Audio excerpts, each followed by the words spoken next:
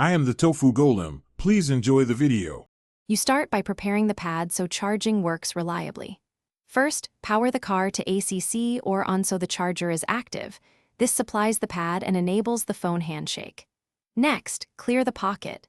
Remove metal, cards, coins, and thick cases because they prevent alignment and reduce power. Align the phone centrally over the pad symbol. Wireless coils need overlap to transfer energy efficiently. Once done, watch for the charging icon on the phone and confirm steady LED on the pad.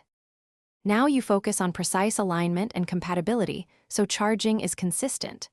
Place the phone on the pad centered on the charger logo because even small misalignment can drop the current.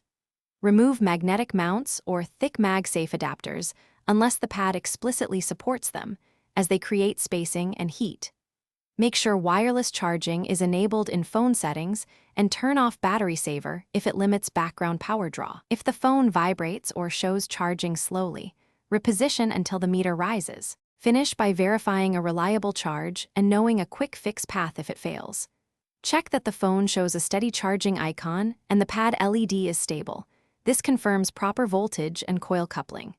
If charging fails, reboot the phone, unplug and reseat the pad's USB/connector in the console, and verify the car's ACC fuse and wiring if the pad has no power.